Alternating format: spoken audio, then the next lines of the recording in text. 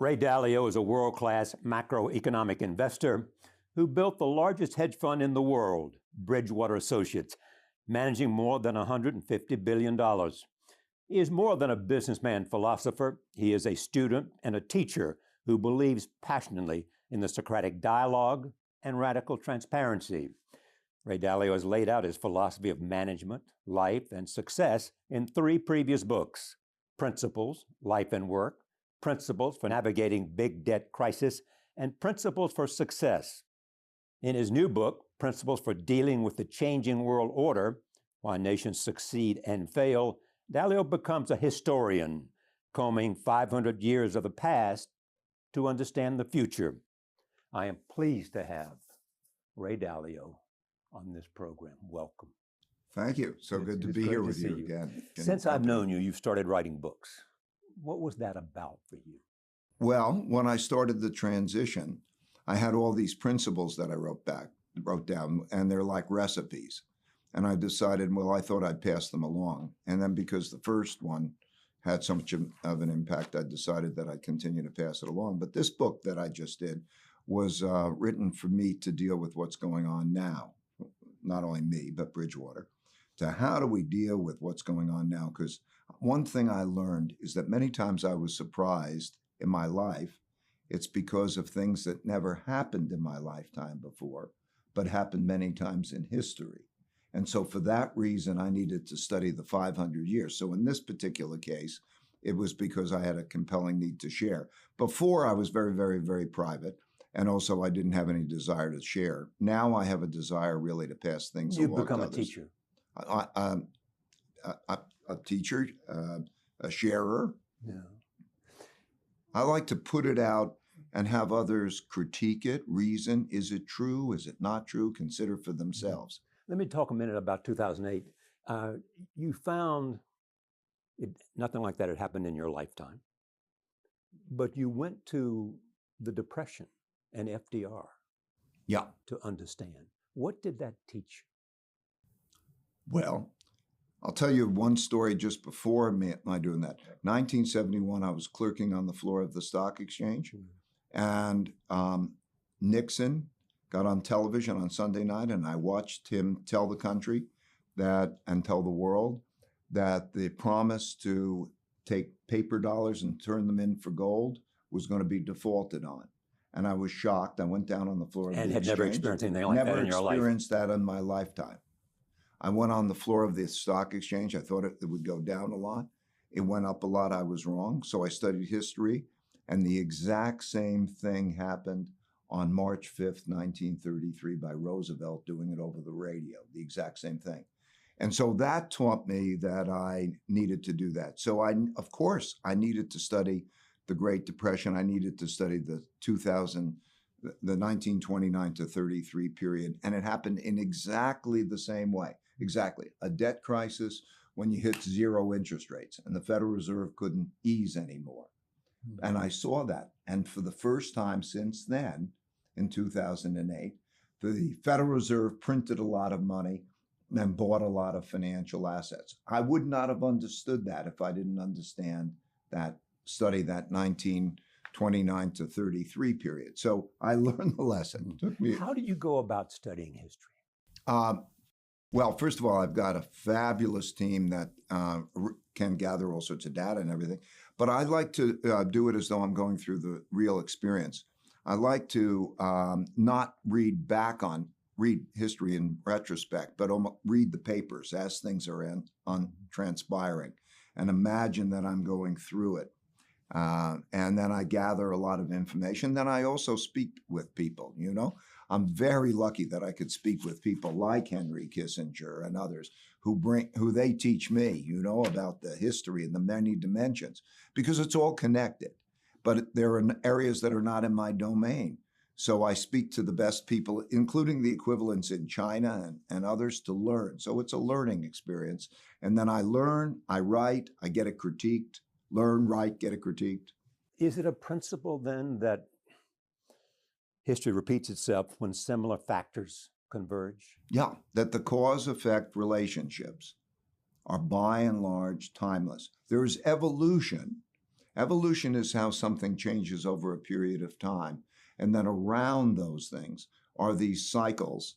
Because if they're put in the same position, let's say a Federal Reserve is put into a position of having to decide, do you have defaults or do you print money?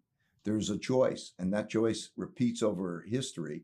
And so you can see what are the indicators of that position and what are the reactions and what are the choices. So the cause-effect relationships, by and large, remain the same through history. Did you ever find a case where it didn't work? But there's always a reason. I mean, in other words, there's a new invention or there's something that changes, and that's still part of the process. So yes, for example, the world has become a much smaller place.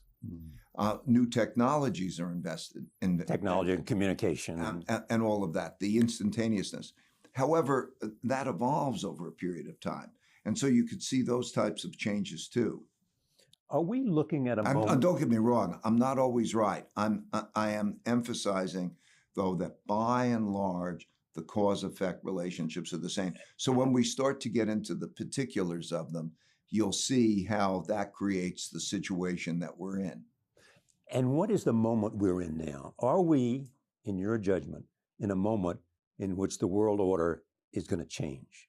Yes, we're changing the world order, okay? In 1945, we started the New World Order. What I mean is, throughout history, there's a fight for control because there's no world court that you go to and plead your case.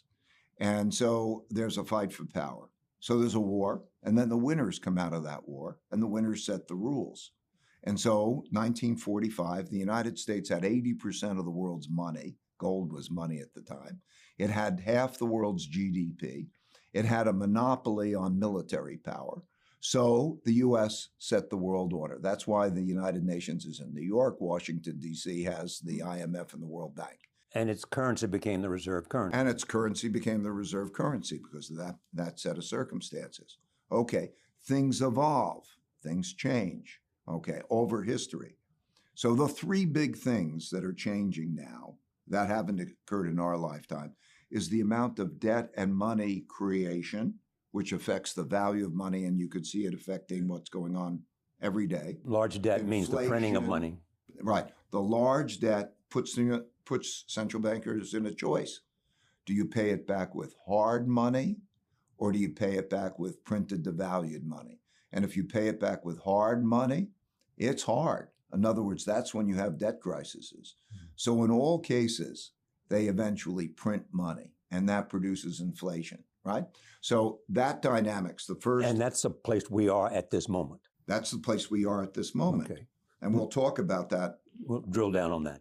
In a minute. The second is when there's a great internal conflict, usually when there's a large wealth and values gap, and at the same time as you have a financial problem. Then you get populism of the left and populism of the right.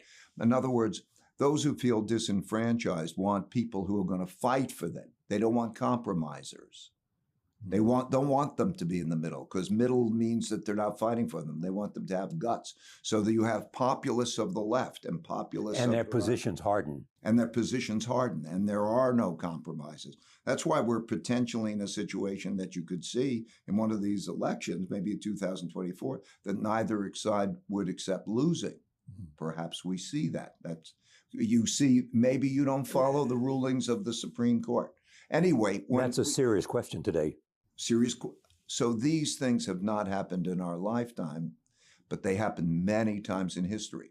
So if you look at that, you see from those patterns why the gaps become greater and the positions harden, and you see the dynamic. So that's the second.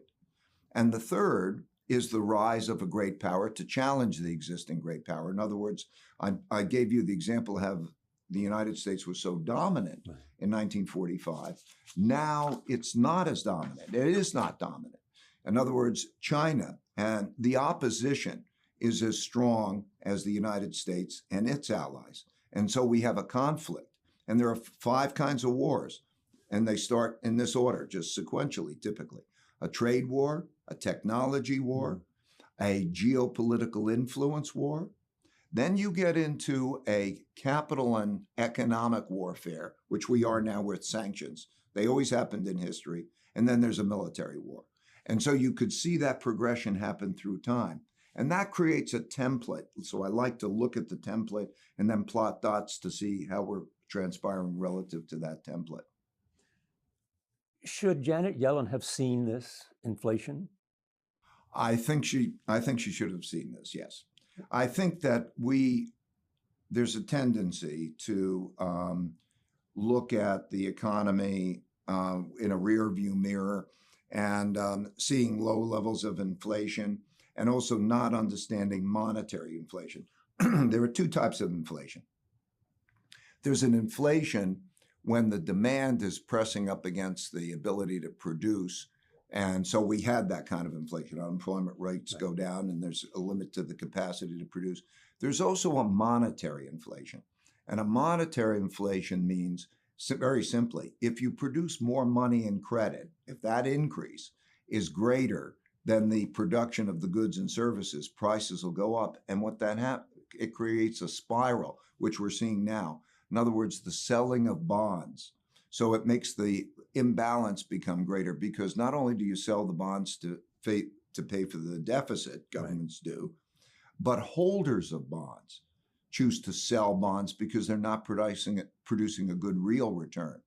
Now that just mechanistically may be a little bit tricky for some people, but what that means is when you have a big supply-demand imbalance like that, either interest rates have got to go up to curtail that demand, or the central bank has to print more money, and they always print more money. So that dynamic of monetary inflation, the type of thing that makes the 70s, or the type of thing that makes inflationary depressions like happened in the Weimar Republic in Germany in the early 1920s, that kind of inflation I don't think is paid enough attention to. What causes it to lead to recession? Inevitably, there's a certain amount of debt that has to be paid. And one man's debts are another man's assets. And the more debt you have, the bigger the problem is. And so when you have a lot of debt and you have to pay it back, you're either going to pay it back in hard money or you're going to pay it back in depreciated money. And that becomes the choice of the central bank. That's why you get stagflations. That's why we have an environment like we have now. Are we close to having stagflation? Yeah, we are in stagflation. We are. Stagflation is simply where, you have inflation and yet at the same time, you have high unemployment. Yeah, you have economic weakness. Right. In other words, you have a stagnant economy. Essentially means meaning growth is reduced. Low growth, and with high inflation. And that happens through this monetary situation that I'm describing, in which the central bank tries to deal with a middle course. In other words, what does the central bank want? Not too high inflation and not too low growth. And so when there's a lot of debt, because one man's debts are another man's assets, it becomes very difficult balancing act.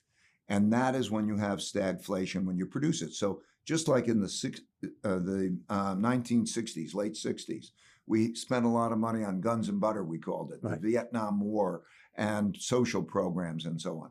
We wrote too many checks relative to the money we had in the bank, which was gold at the time. 1971, the devaluation. Then they print a lot of money into that stagflation.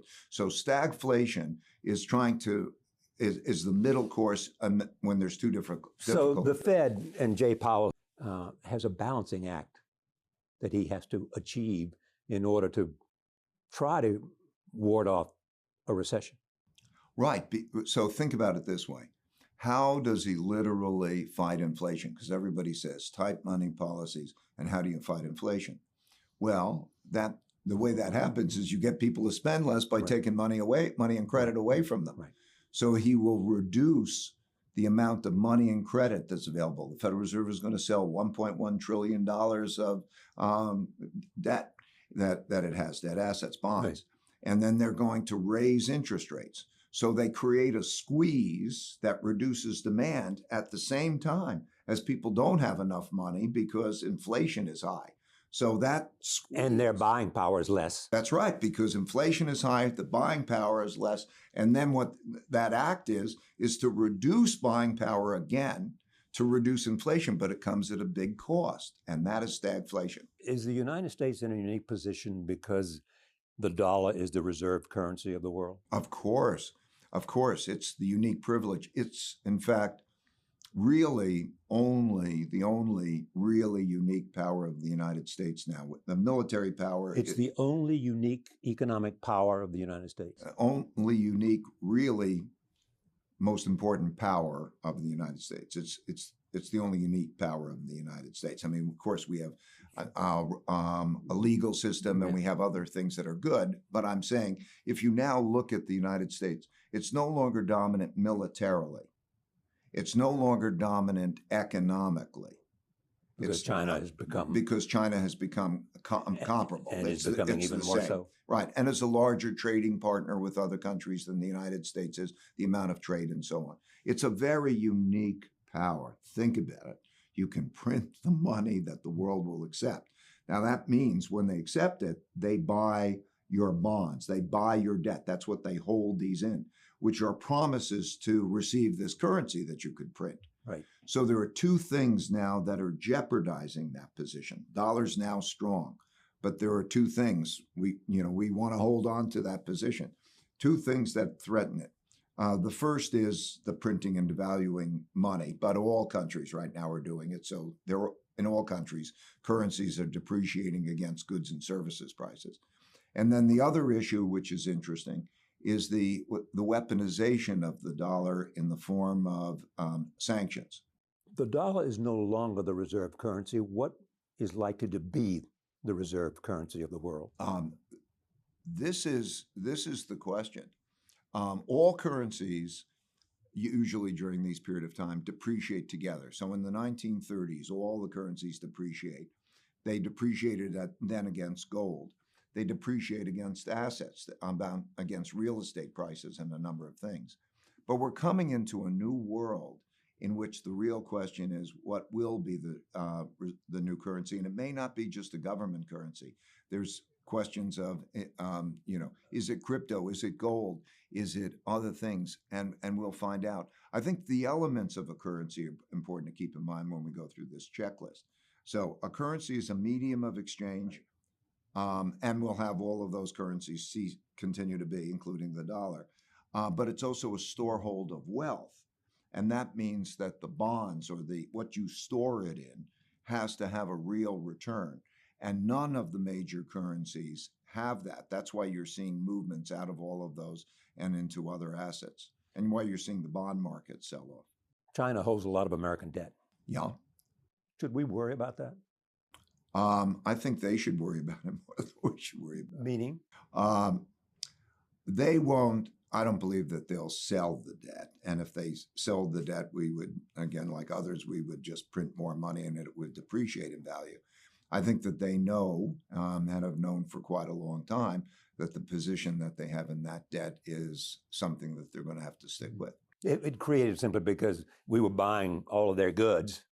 That's right. The way it worked is they produced inexpensively. We all thought this is a good thing. I thought it was a good thing. They produce inexpensively, and they earn money. And then they take a lot of that money that they earn, and then they lend it to us.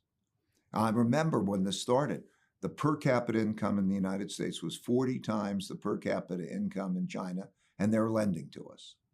So we borrow this money, and they buy our bonds. And I don't know who got the better or worse deal, but anyway, that's what happened. You know, the interesting thing about talking about per capita anything with respect to China is you're talking about 1,400,000 people. That's right. And so therefore the multiplier effect is extraordinary. That's right. Since I started going, look at it this way, it's a big thing. The population in China, the capitas, are more than 4 times that in the United States. Since I started going to China in 1984, per capita income has increased by 27 times. If it increased to half of what the United States is, that would mean it's economy would be twice the size of the United States. So it's a big force. Yeah, I want to talk about China later, but one of the things that I understand they're trying to do and have tried to do is to move from being an exporting nation to a domestic consumption nation. Yes, and because of the buying power of 1,400,000 people. Correct. And simultaneously, given the risks in the world, they want to be self-sufficient.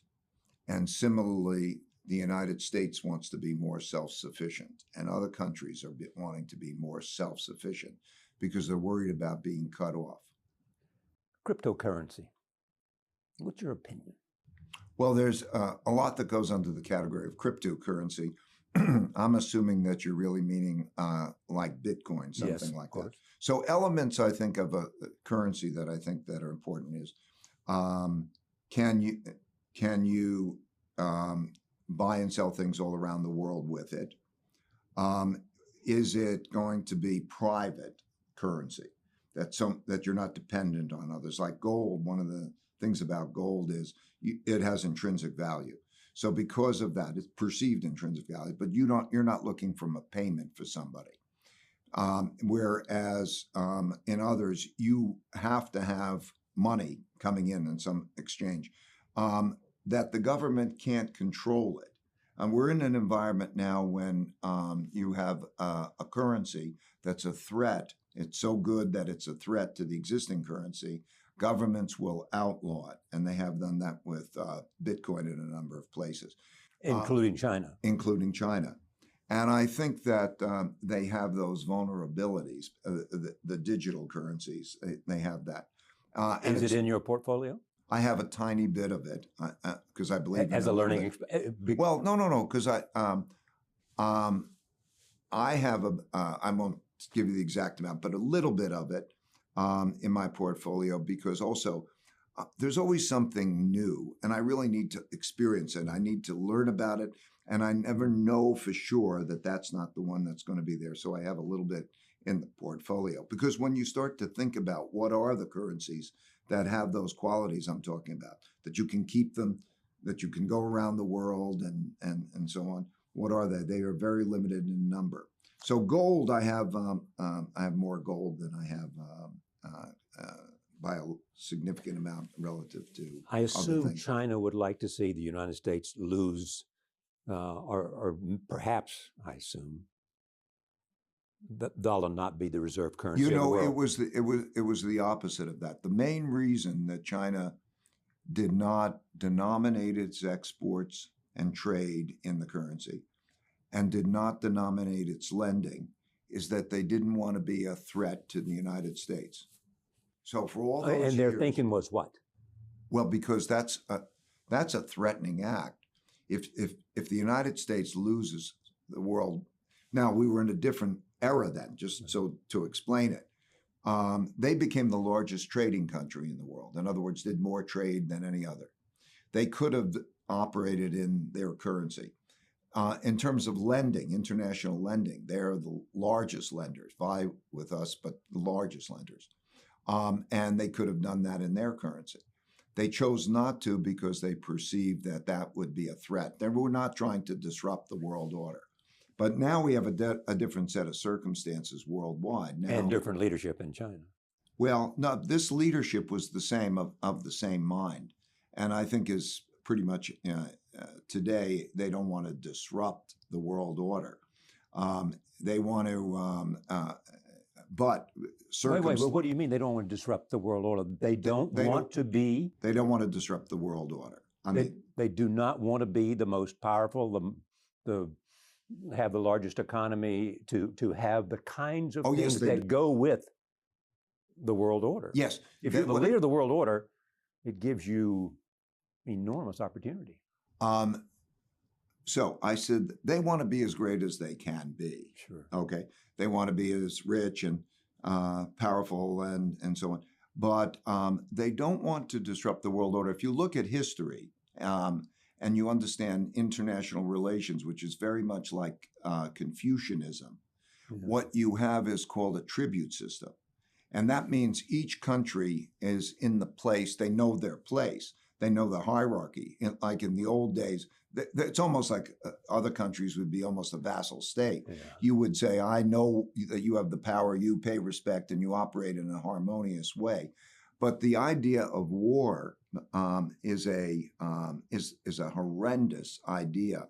So to operate, I think that they would probably be just as happy if you divided the world in half, and they were on And their they had half, their sphere of influence. their half, and we had our half, and there was peace in the world. So I'm just saying, an objective is not to dominate the world. An objective is to their objective is to operate in a way where there is no such world. However, that they are as strong and powerful and healthy and prosperous as they can be.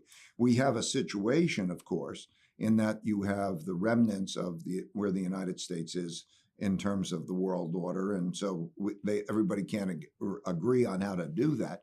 I want to just stay with reserve currency for a second. So we should expect that the United States and the dollar will remain the reserve currency, or not? It's in significant risk, but they're no good competitors. So the issue will be, what are your storeholds of wealth? And that's why you'll see inflations. And so your buying power, where do you store buying power will be the question, and it will not be in any one of those reserve currencies, that they won't be good. And so that will be the question of what is the storehold of wealth, like a currency is, that is accepted all over the world. And so that'll be the issue, the big issue over a period of time. The increase in inflation over the last year is 8.6% or something like that. It's a huge number. I want to explain inflation in a very simple way. There's a certain amount, quantity of buying, that is of how much money and credit you're given, divided by the amount of quantity of goods and services sold. In other words, if there's a lot more money and credit produced than there is goods and services produced, you will have an inflation, and the magnitude will be a function of that ratio.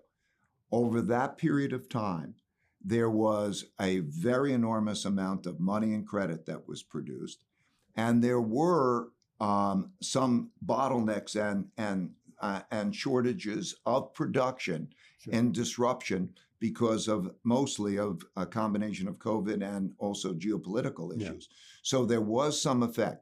Most of the inflation came from the production. We attribute it. We can go down to actually calculate it. Most of that was due to the enormous increase in money and credit and spending that was produced. Go ahead. The production is now going based on ideological and political considerations. In other words, I talked about self-sufficiency. If you look at China, will be self-sufficient. The United States will be self-sufficient. Multinational companies are going to worry about where they're going to have trade and so on.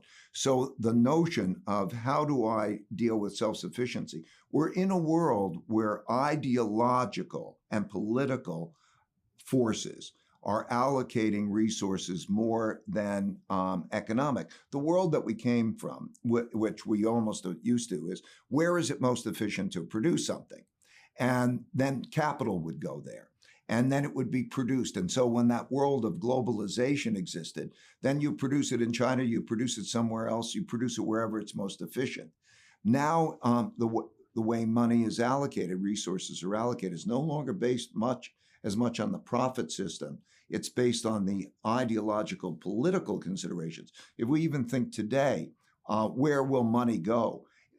Monetary policy in the past was just that you would put more money out there and then they would spend it. But the profit system has not been good enough in allocating resources. So you have a big gap, for example, between the rich and the poor. The rich, if everybody paid, if it went where money went, in other words, who's got the money and followed the buying power, not enough will go to the poor. I mean, we talk about, my wife works in the Connecticut school districts, and in one town up the road, it's $14,000 a student per capita spending on students in the school in a poor school district. I'm in Greenwich, Connecticut. It's $24,000. And that resource allocation is no longer going to be able to work the same way. It'll be allocated more and more. You're going to see it more and more based on political and ideological. That's expensive. That's expensive because it's no longer what is the most efficient way to produce it. It's also directed because other priorities are also entering the picture. Which is a nice transition for me to your second event, which is kind of polarization that exists in the United States in terms of the creation of extreme populism on the right and extreme populism on the left, produced in some cases because of the wealth gap. How did we get to that point? The way it's been gotten to every time, okay? It's the nature of the beast. Capitalism is a fabulous way of allocating resources to get rich, but it gets people very at different rates. They get very big differences, and also produces a lot of debt. That's part of the capitalist process. And so when there's this large debt and when there's a large there's a wealth gap, and then people feel disenfranchised. So it happened in Europe. 4 major democracies chose autocracies because of the fight between the left and the right. Then they called it fascism and communism. But those two, the right and the left, and how to deal with it has always happened. So you go back to the French Revolution. In all of those cases, there were moderates. There were people in the middle who said, we have issues and we have to deal with those types of issues. But the polarity becomes greater. When the causes that people are behind are more important to them than the system is in jeopardy. So you know how it is. How did Donald Trump get elected? What was the characteristics of the population? You can go back and you could see that. So you have fighters on both sides who do not want to compromise. They don't want, it's considered weak. And if you're in the middle, you will have to pick a side and fight. There's the loss of the middle. What we need right now, in my opinion, is a strong middle.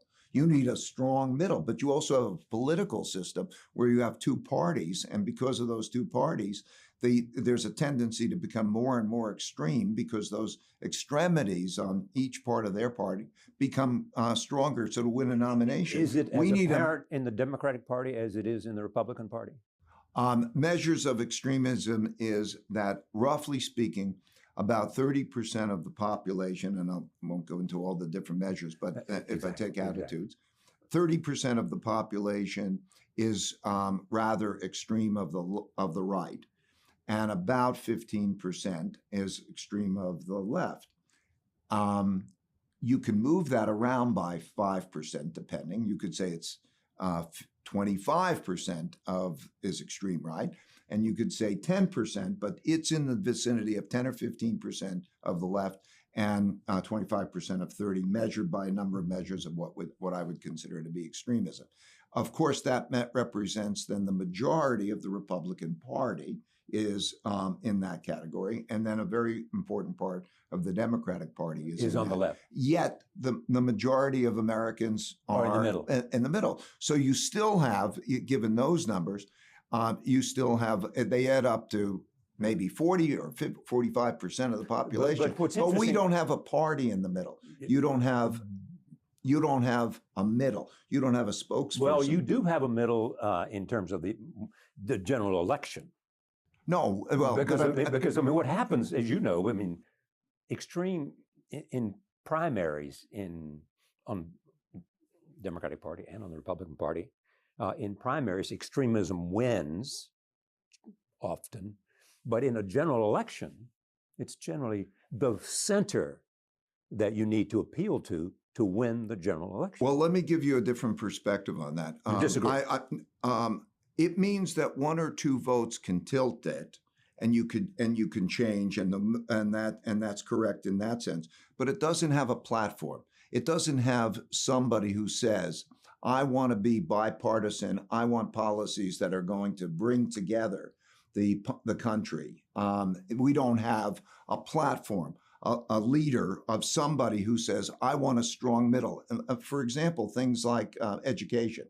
Investing in education and infrastructure through history have been the most important ingredients. You can't make better investments than in education and infrastructure. and they produce a more broad-based prosperity. But we don't do that because of certain reasons, the Constitution and the like. But in order to do that, you need a platform of the middle. You need a spokesman, I think, that draws people away from the extremes toward the middle. If you did have a third political party, and I'm not saying that's practical, but I would say then you could have a platform, and then you could have somebody that you could look at, or candidates that say, I am for the middle, and that would help to neutralize. Because otherwise, history has shown you go to greater and greater extremism, and then you have the battle. And I think that that's what we should be afraid of most, is that those extremists in a battle having a type of civil war, which I think there's a reasonable chance of. When I say, what do you mean by civil war? A civil war, I think we will, that the rule of law and Constitution can be of diminished value relative to power, such as in the elections, neither side accepting losing, such as the Supreme Court makes rulings that are not followed by states, such as population moving from one state to another because the values in that other state are more there. So then it becomes a make me type of situation. Rather than saying, what is the law? It says, make me do that thing. And now when we lose that kind of rule of law and respect for the whole, I think that's a type of civil war. When you watch that, who knows where that leads? I don't want to create histrionics, but I do think. But are you suggesting it could lead to violence, and it could lead to? It could lead to violence. I'm not saying it will lead to violence, but the whole idea of in the Constitution of holding arms, and how many there are more arms than there are people, and so on. And when you get into a make me mentality, you could get into an armed situation where a lot of people and guns and crazy things. I'm not saying I'm not going that far, but I'm saying could. But let's bring that back a notch and talk about, can we imagine, you and I, we know history, and we look at today, and it's different.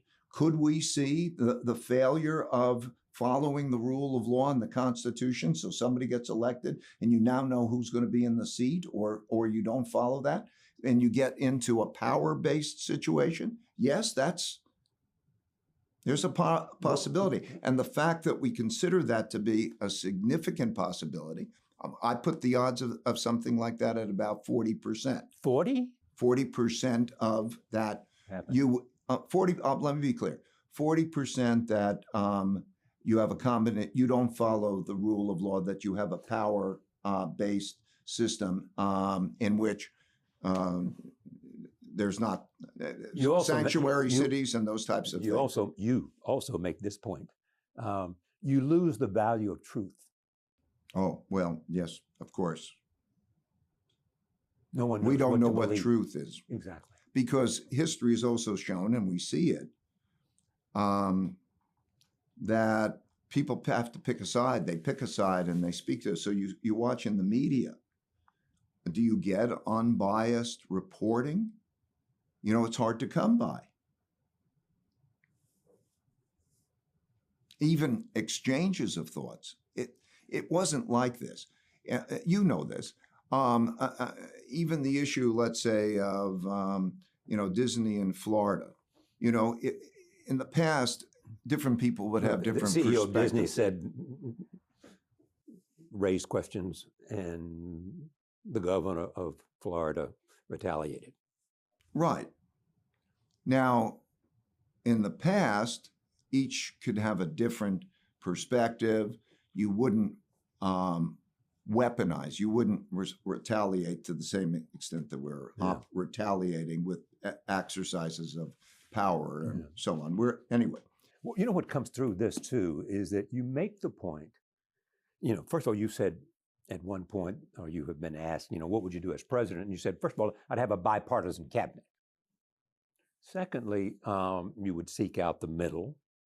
Thirdly, you would try to create new rules that would lead to a common prosperity. What do you mean by that? Well, you have to benefit the majority of the people, and you have to draw on the best people But possible. is So you that have to not give happening opportunity. now? It's narrowing. Just by any of the measures since 1980, per capita income for the bottom 60% of the population has not risen.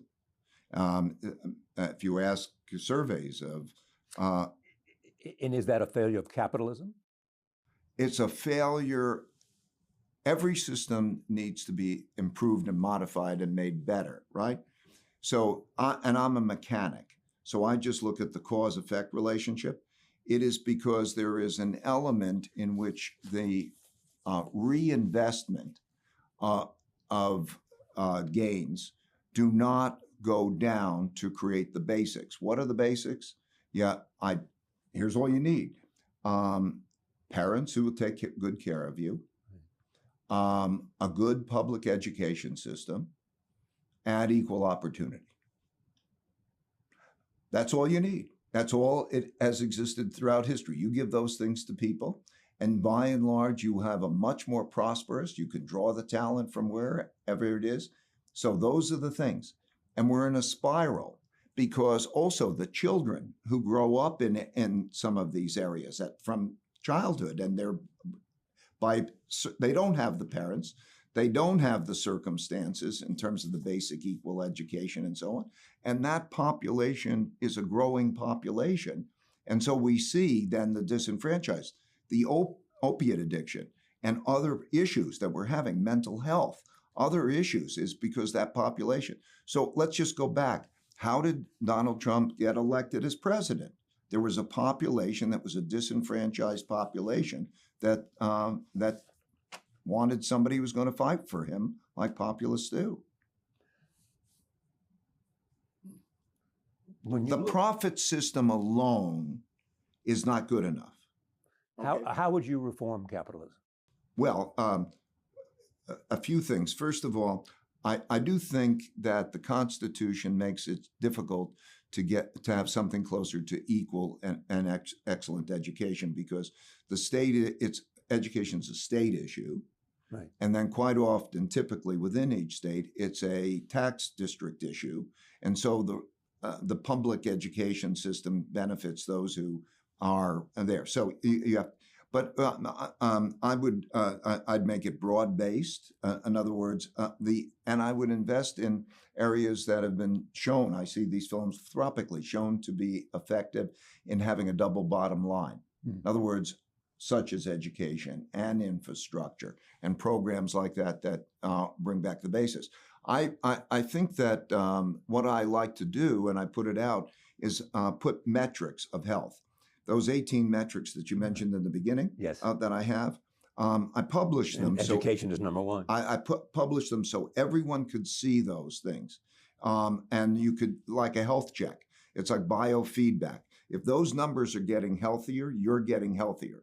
If those numbers are deteriorating. And what I would do is I'd bring those from the left and the right together, moderates from the lesser right, and I'd have like the equivalent of a Manhattan Project that they go, I almost don't care what the particular policies are, but if you have smart bipartisan policies that will improve productivity for the broad-based population, and it comes back to those kind of basic things, infrastructure, education, and those types of things, and they're held accountable by the scorecard, that's what I'd like to see. Manhattan Project being the project that they brought together the smartest people they could find to create the atomic bomb right before World War II.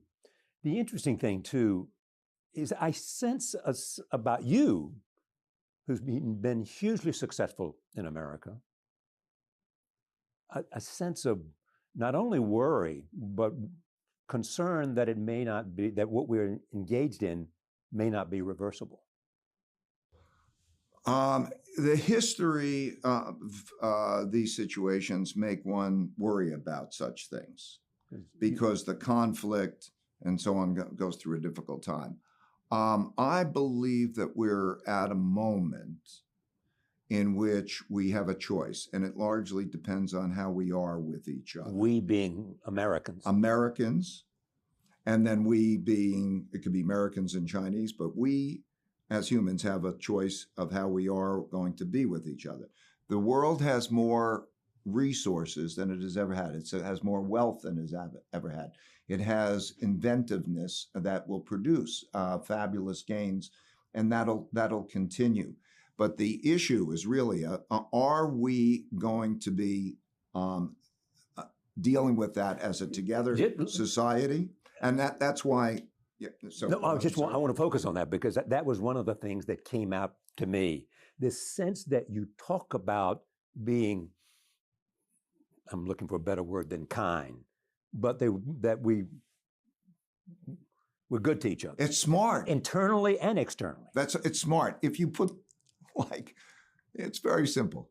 Don't go to war with each other. Work together, right? Don't go to war. If you do that and you realize that we're all in this together, and then I don't care how you get there, but in terms of that element, I do believe, I believe in thoughtful disagreement.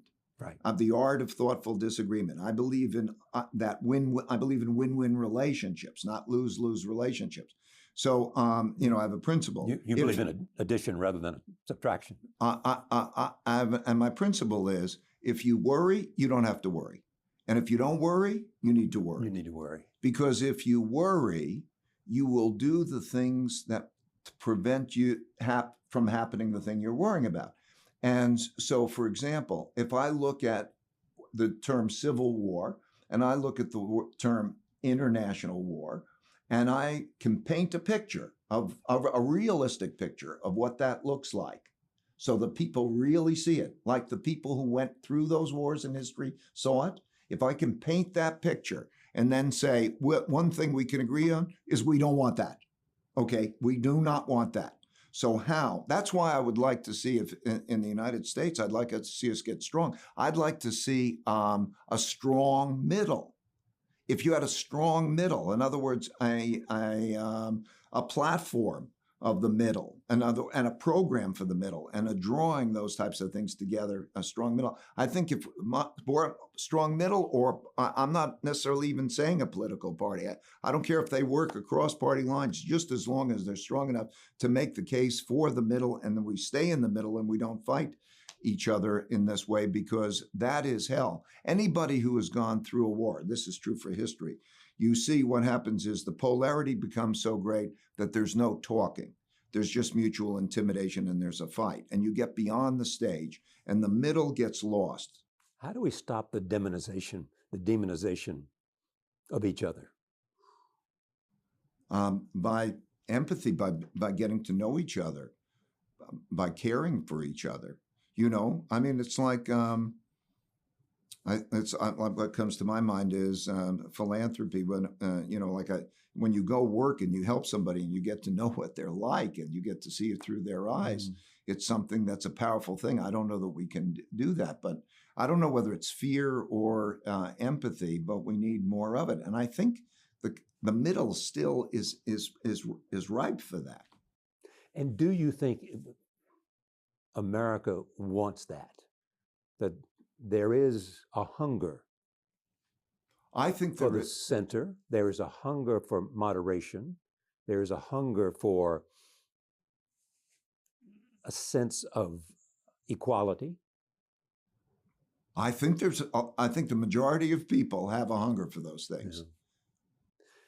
When you saw January 6th, when watching the hearings take place beginning this week, what did it say to you?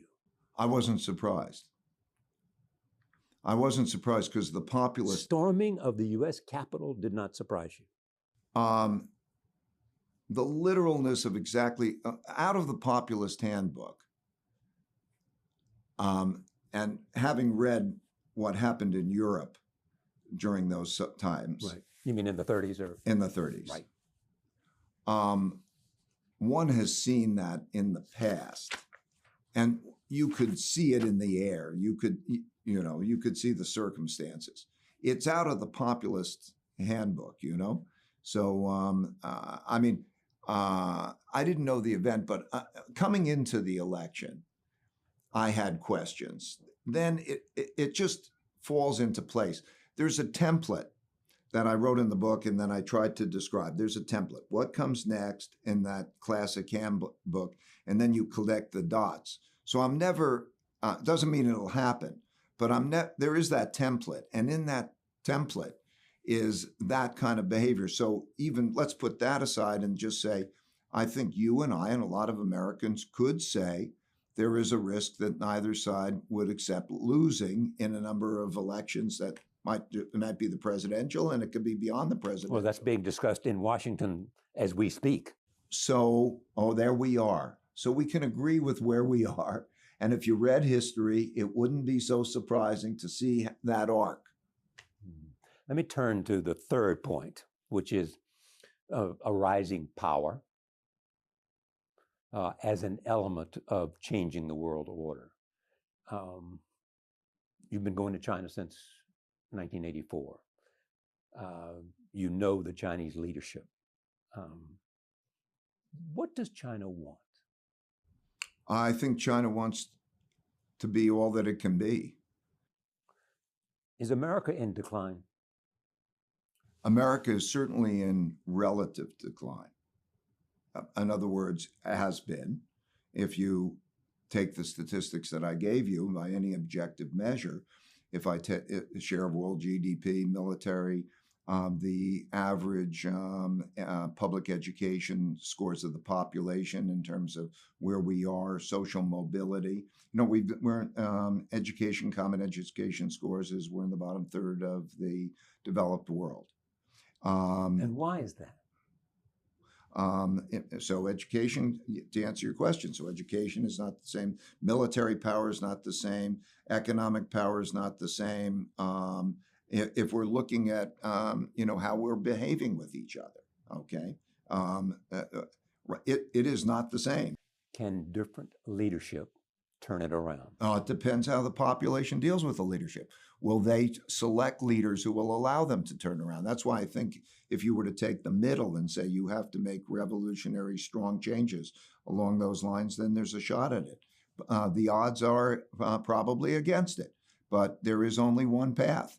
And that is, the path, I think, of a strong middle that brings the country together and says that they don't want those polarities and that does the fundamentally right things. Using your own metaphor, not only enlarge the pie, but divide it better. Right. There's the capacity, a lot of capacity to increase the size of the pie and divide it better. And I'm a capitalist, so I don't mean just handing out money wastefully, but I mean there's so many opportunities to improve productivity and produce opportunity in various ways that I just can't believe that we're not doing it, and we could do it. How do you assess the leadership of Xi Jinping? The leadership of evolved greatly also by the circumstances. When he first came to power about 9 years ago, there were two big issues.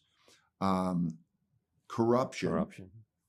And that the system, 5 major banks lent to state-owned enterprises and local governments, and there was no capital market for small, medium-sized businesses and entrepreneurship.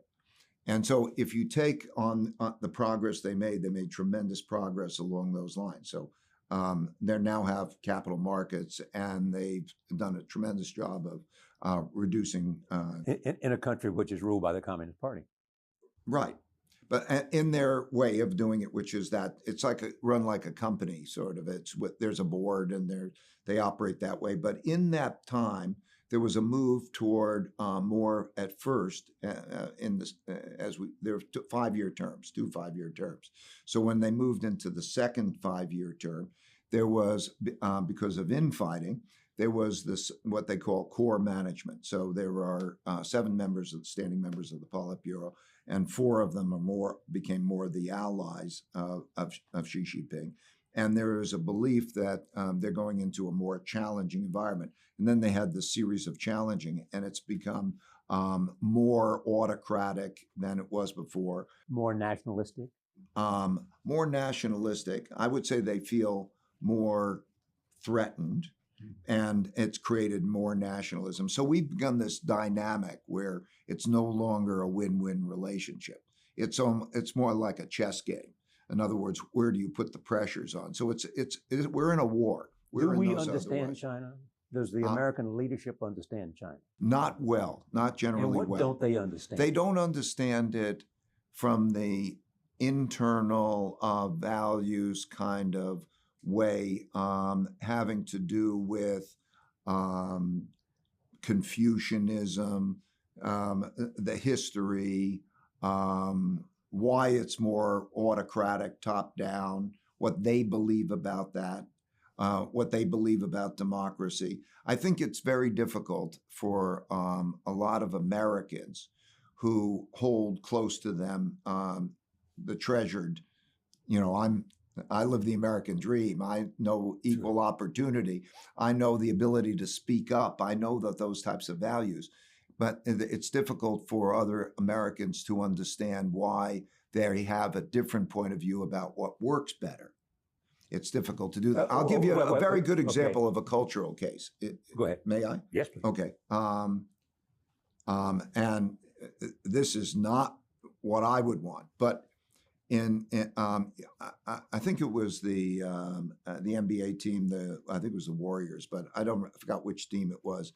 That there was an individual spoke out on Hong Kong. Yeah, right. And the Chinese not only punished that team, but they punished the NBA. And like I would say, everyone should have the right to their opinions and to be able to have free expression. Okay, in their view, if somebody's doing something wrong, that they will punish the group. They'll punish the family. They'll punish, in other words, because the group is supposed to be responsible for that.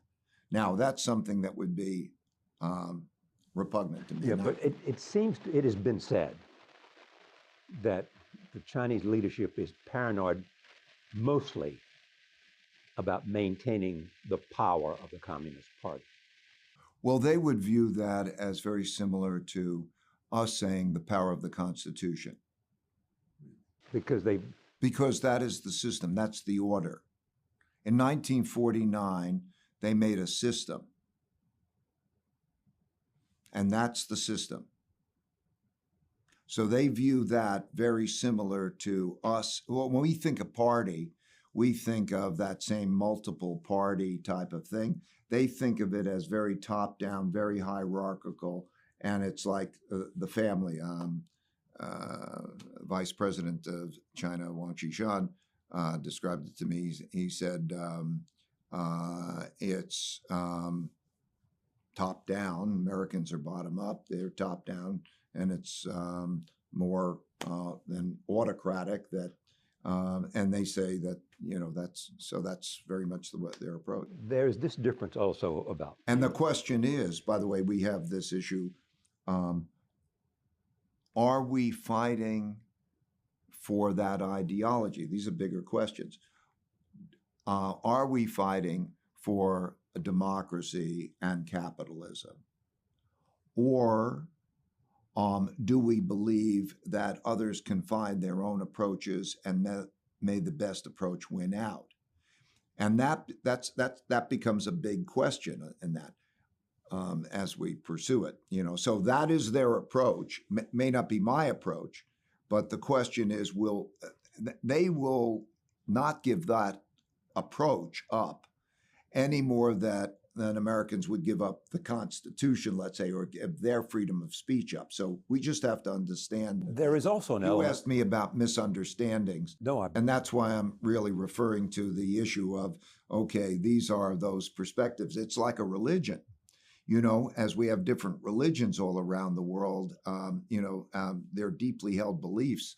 And each believes in that they're going to get the right outcomes by pursuing them. And what do you do about that? There's also the question of human rights. And clearly, the Chinese have a different view than a lot of people around the world. How do you approach that? Well, it's there's me and there's every one of us. It's a cosmic question. Every one of us who buys products, or all the businesses that are operating and interacting with China, or operating in many countries. I could list the number of countries. The interconnectedness of the relationships with China. We import 22% of our manufactured goods comes from China. If you're buying your Apple or you're buying your sneakers, you're in a position that's somewhat similar to me in terms of thinking about what the issues are. What I do is I rely on the guidance of the government, both governments. My question to you is, what is it about the way the Chinese do things that is instructive for us? I think in studying their dynasties, I studied Right. Since the Tang Dynasty, Right. which is around 600, and I studied also other societies. It is the things that I've talked about before. It is in broad-based education. The Confucian system was the first meritocracy that came in to create broad-based education, and then they would have exams. And the people who would get the jobs would be the people who were the most capable, and they got away from corruption and those types of things. I wouldn't characterize some things as Chinese. I think that they're in the history of China, there have been good dynasties and there have been bad dynasties, but there's always the common ingredients of what makes a country successful, and they've been that way uniquely. If you do look at the history, and I've studied the powers and the different strengths. China has hit through history up until around 1840, been always like number one or two in the country because of hard work, because of meritocracy, because of being highly civilized. Yeah. And that's what they mean by civilized. And because everybody's rolling in the same direction. And that's what I mean by civilized. In other words, they are working in the same direction and they operate well to be productive together. Those are the same elements, but it's not just Chinese. If you go back to many empires and many civilizations, those elements have been the timeless and universal elements that have been the source of success. There's always this question, though, and it is about creativity.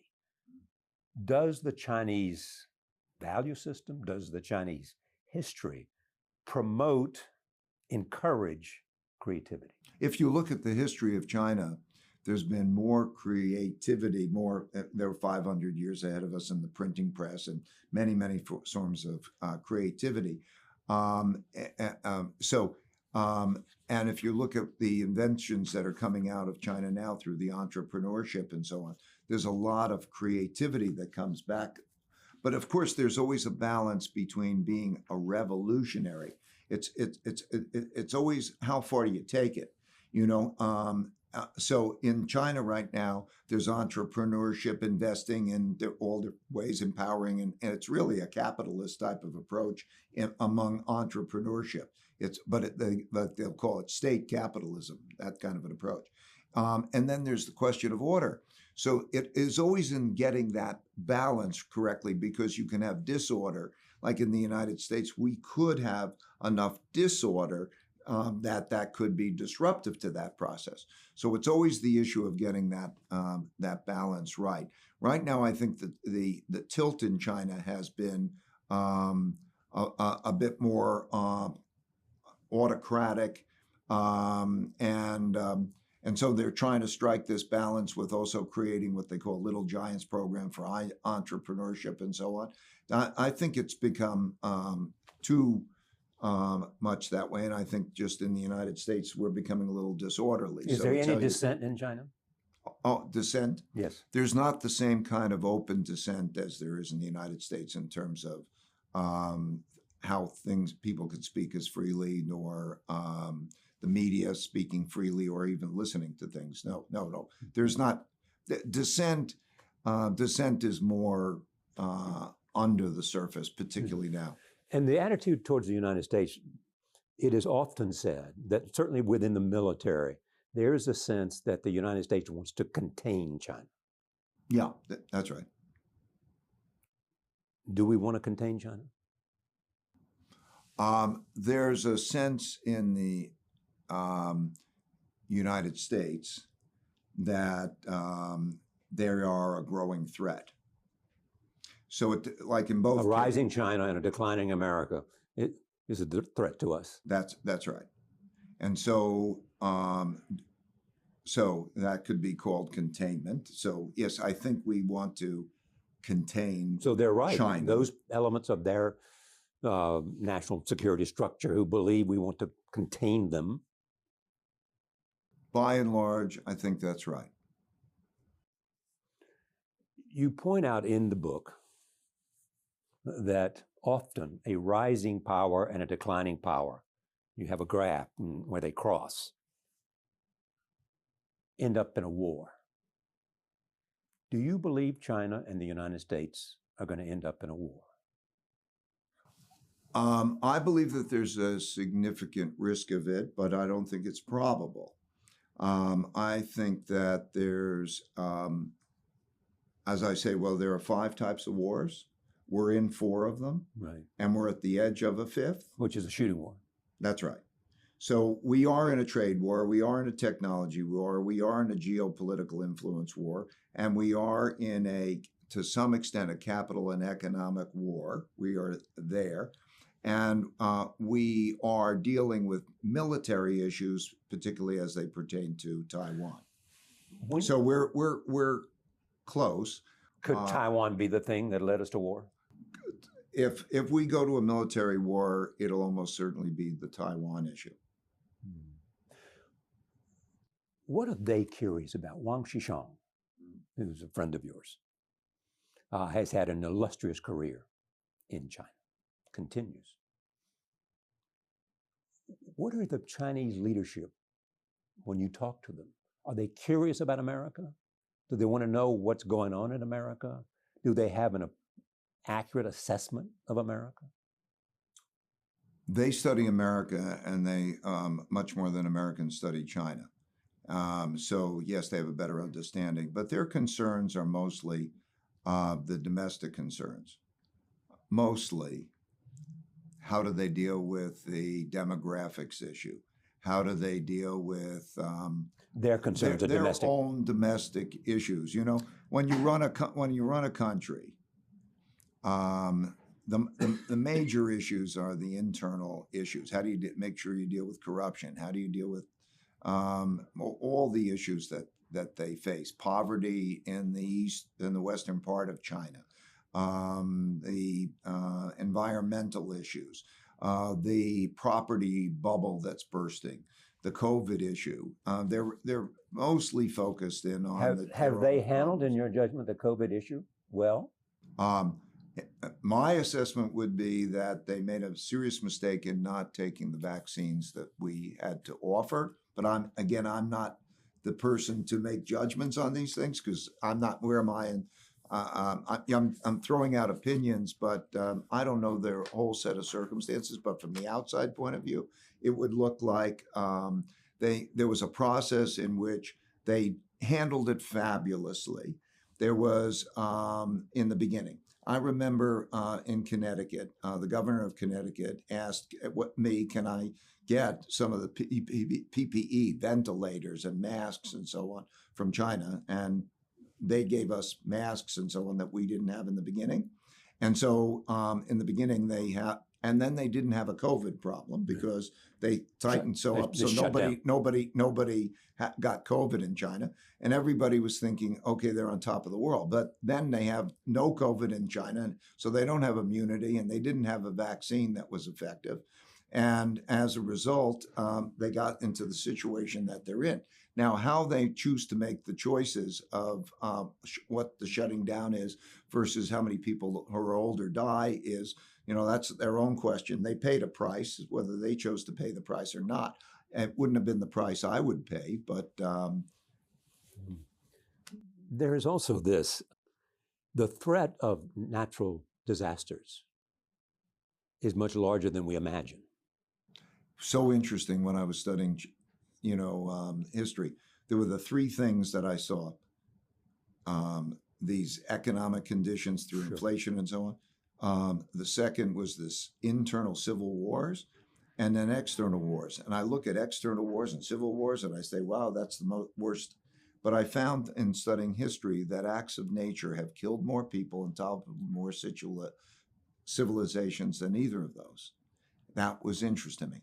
Pandemics is one, but droughts and floods. Right. And so when we think of global warming and those types of issues, climate and acts of nature really are big influences. I know people that you know and respect who have said to me the thing they fear most is not a nuclear war, even though that would be a catastrophe. It's a respect for the dangers of climate change. But the thing that they fear the most is bioterrorism. Mm-hmm. Yes. The idea of the potential to destroy the planet. Yeah. So that is also, and then there's different types of cyber, and there's all sorts of ways that we can do each other harm. So it all comes back to that one thing, how we are together. Where does that come from within you? Is it simply analysis, or is it something else? Well, I think it's thinking and feeling, by viscerally going through these types of experiences, and then, you care about people, and then, you're in for me, I feel these things. Another point you made, when you looked at history, I think you said, help me on this, the thing that changed more often was fashion and technology. Yeah, what I was saying is the stories all seem to be the same. And the economic and political stories are the same. The cycles all sort of basically seem, and the only things that would change would be the clothes that people would wear and the technologies that they would use. Because the fifth factor, I listed the four. Right. The fifth factor that is the strongest factor is human adaptability of inventiveness. That factor, which is better now than it has ever been, has throughout history. So there are charts in the book, and you see here's this war and here's this depression, and you look at that movement, and they just seem like blips. They come and they go, and so the capacity to invent. Look at how we handled the pandemic, and so on. That is a tremendous power, and so it comes down to really the power of man. It's in man's hands to be able to have, to work well together and to come up with the inventiveness. If we did those things well, I'm not worried at all. Is the most important thing you learned in looking at 500 years of history is that when these three factors come together, as we've talked about, in terms of debt, in terms of political division, and in terms of a rising power, causing a change in the world order. Was that the most important thing you saw, or were there other things in studying history that surprised you or made you want to say, wow, I didn't know this? Well, the acts of nature being such a dominant thing, I didn't know that, and then I saw that. And then there are charts in that book. Lots of charts in this book. That shows life expectancy, shows per capita GDP, and seeing that these things would last, maybe they're 10 years, maybe they're 5 to 10 years, really terrible wars and so on, but they don't kill most people. Right. And most people get through them one way or another, and then they pass, and then you move on to a higher living standard. And so that arc just always keeps coming up because of man's adaptability and inventiveness.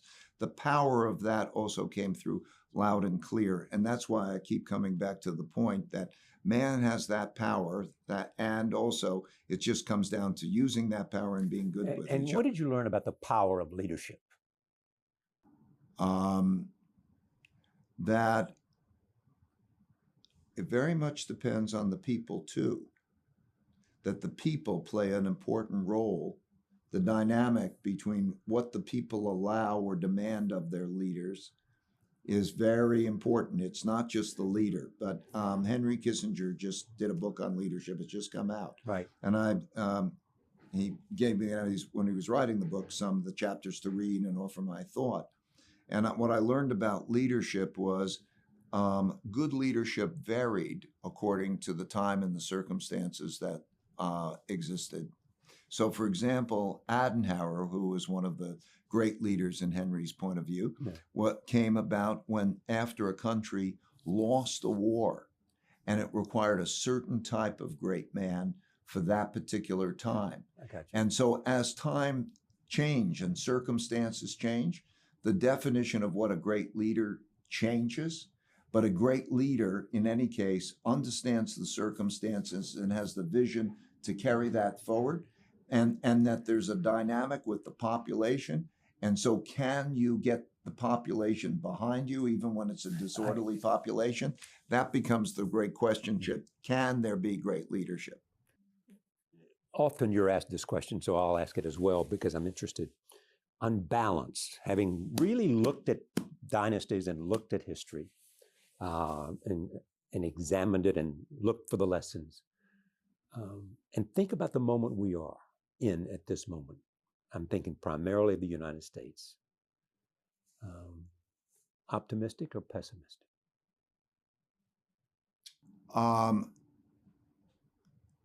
Concerned. Sure.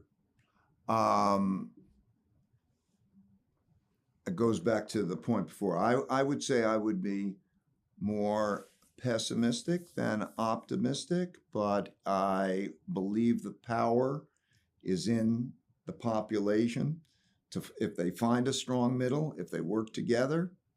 Now I'll turn the question back to you and say, what do you think the chances of us working well together to do the right things that we've talked about through this interview?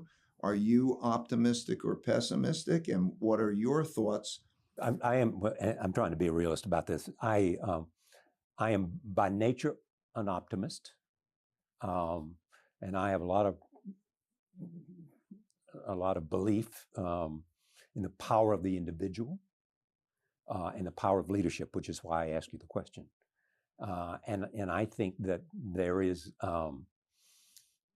hard times ahead, and I think that all the division is there, but I think it can be bridged if we somehow develop the capacity to talk to each other and be willing to compromise. We just saw in the Congress, in trying to deal with guns, a group of Republicans and Democrats worked together to try to create. It didn't go as far as any one group wanted, but they were able to compromise and come up with some things that may be a beginning. I mean, guns are obviously a huge problem and an issue between the extremes in the American. So I hear I'm optimistic because I believe, but here's what else I believe. I believe we have to put more.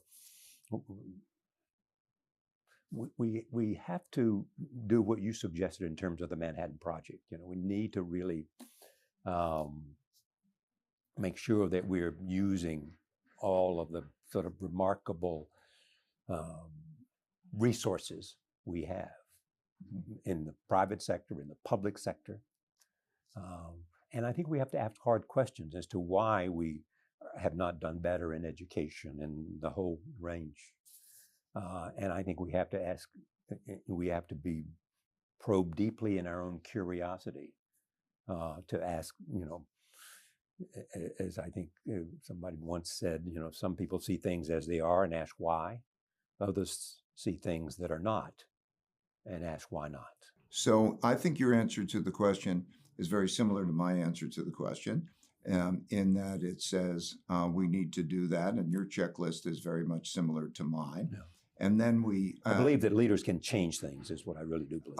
But since a country picks leaders, we have to have the population as a whole be able to have choose the leaders. And I think the population as a whole wants the same thing.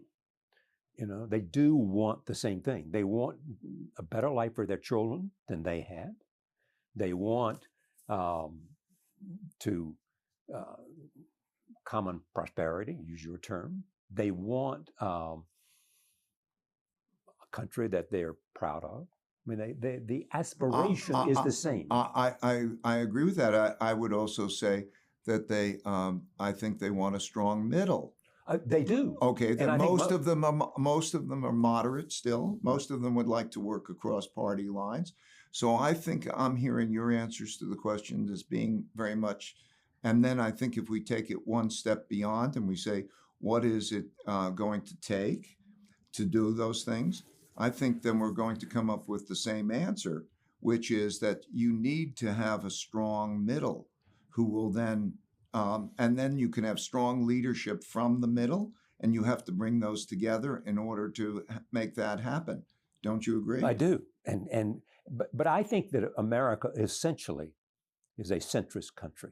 But if we look at what's happening and we look at the nature of that dynamic, and a shift from we center are left, in one center side left to center right, depending on the politics of the moment. But we don't have a platform, a campaign platform for that middle. We don't have leadership in the middle. And okay, part of that reason is that in primaries, which choose leaders, the extreme in both sides has more influence than it does in a general election. And I'm treating that as mechanics, and so we agree on that. And therefore, if we're going to have a strong middle that we're agreeing we need to have, okay, then you have to do something in which that middle becomes stronger than those extremes. And the question is what that is. That could either be working across party lines, or it could be, if you really want a strong enough middle, then I think you have to almost have a platform of how you're going to do that in order to have a strong enough middle. So I think we're saying almost the same things. Do you disagree with anything I'm saying? No, I don't. No, I mean, I essentially believe your idea. I mean, I think we need bipartisanship. I think we need, I think we need to call on the best that we have, in a sense, to focus on the issues. I mean, yet, But if there's certain kinds of problems. If we can say that, if I can say that, if you can say that, and others can say that loudly enough, then almost the possibility of it can become visualized. Right. And if the possibility becomes visualized, then the probability of it happening will increase. Absolutely. So let's talk about that strong middle and what we need to do, because that will change the odds. So let me ask you this: how are you trying to? I mean, I assume the book is one answer, but how are you trying to promote the idea of the necessity of a strong middle going forward? I interview with Charlie Rose. That's one way to do it. Yeah. The book again is called "Principles for Dealing with the Changing World Order: Why Nations Succeed and Fail." I can only imagine that this was a journey that had fueled by lots of curiosity and fueled by the great sense of learning. Thank you for coming. Oh, thank you. And it was a kick to learn. So thank you, and thank you for what you're doing in terms of sharing learnings with so many people through all your interviews. Thank you. Ray Dalio, thank you for joining us. See you next time.